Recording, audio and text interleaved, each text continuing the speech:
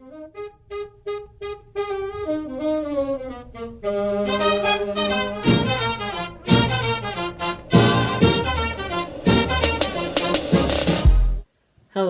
my name is Tatyanna, and this is Tot. Yeah, she's doing a project on Zora Neale Hurston. Yes, but it wasn't just Zora Neale Hurston. She was a writer and student during the Harlem Renaissance. That was during the 20s and 30s, by the way. During the Harlem Renaissance, Zora and other black artists added a new look to America and its blending culture. Wasn't this after the world's first major war? It was, which gave it a climb for everyone, including with the Prohibition. You had all different types of events in this time, broad range of migration to urban areas. So the cities needed more room, so they gave more people jobs to expand the city. However, why does this have anything to do with this woman? Well, during this time, women were gaining more rights.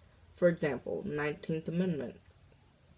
And since groups of women already started to build all-women universities, women began to take a rise, academically and social.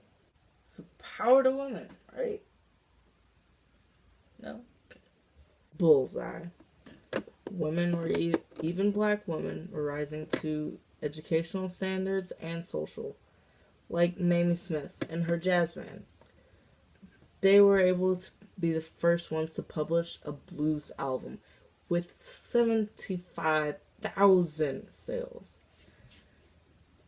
Also, Georgina Simpson being the first of 3 African American women to receive their PhD. That's incredible.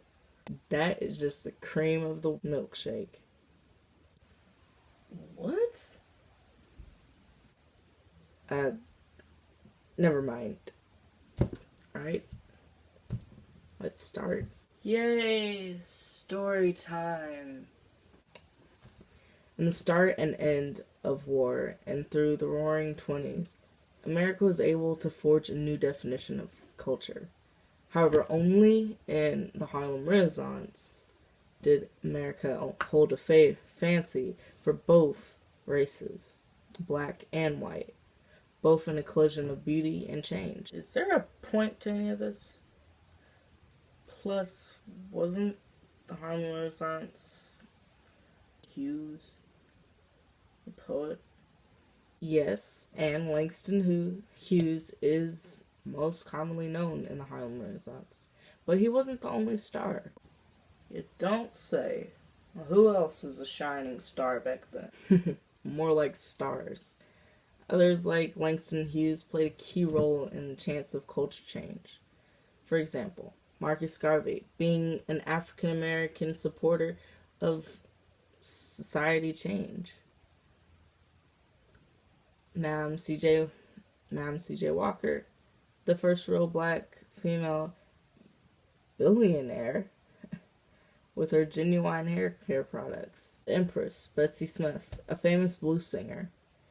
And Wallace Thurman, a fellow black writer as well, just like Miss Hurston. Last but never the least, Zora Neale Hurston. So, all these people, these are famous artists. Yes, they were. All branded a label for themselves and for America's culture status. However, Zora Neale Hurston stands out with the Harlem Renaissance as a female contributor through her written words.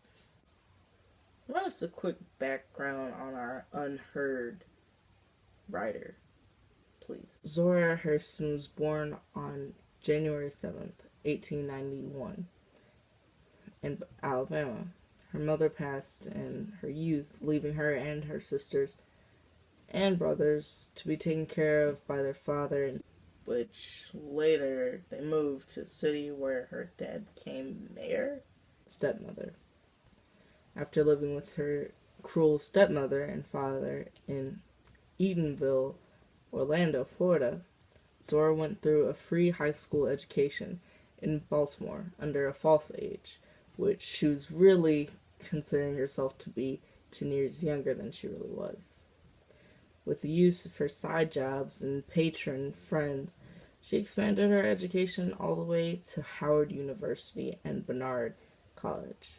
During that time, she was able to publish her first story, John Redding Goes to Sea, which was published in Howard's literary newsletter in 1924.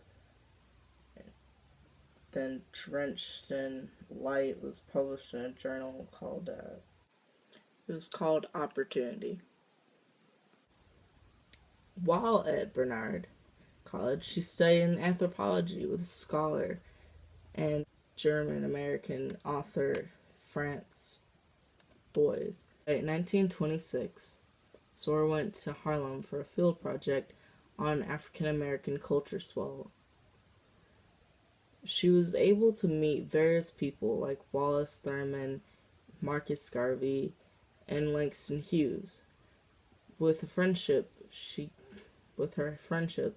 she gained her first shared literacy journal called Fire.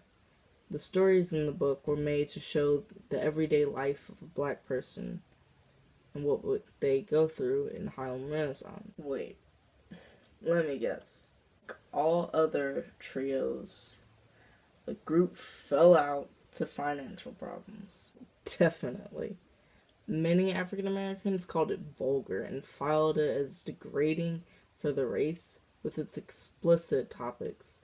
Short stories that varied from prostitution all the way to old stereotypical ideas. It has to suck for Zora. Instead of throwing away her hope to be heard, she and Langston Hughes formed a new plan to make a play named Mealbones, which also failed. But she continued writing How It Feels to Be Colored Me. Did she get anything else done? She did make and choreograph the song The Great Day, and it was on Broadway. She also successfully published her first novel, Jonah's Guardvine. That's pretty cool. What happened next? I know you wrote an entire giant essay about her already. She returned to Columbia University to get her doctorate with help from another friend of hers from her past. Then 3 years later, she traveled to Jamaica, writing 3 other books, including her famous one, Their Eyes Were Watching God. You know, Tatyanna, she did do a lot. I'm pretty sure she deserves an award. Throughout Zora's life and career, she didn't let discrimination of her skin or gender stop her from making her footprints in Harlem Renaissance and today. A female that gained an excellent degree in education with eagerness of anthropology and her achievements in literacy. Come on. Zora wrote not from the eyes of someone successful and rich, but the voice and her written words were from the other half of society. In all of her books and short stories, she used her life struggles and experiences, or the similar ones of common people's lives. I mean, Zora lived poor throughout her life, but with her writing skills, intelligence, and friends, she surpassed the idea of a in-the-house woman. I mean, Zora Neale Hurston surpassed the ideal stereotypes that we still have even in 2015. If Miss Hurston wasn't a contributor of the 1920s version of literature, then she was an influence to all women. That, no matter the situation, the achievement of education can still excel. Okay, preacher, we get it. Thanks for listening.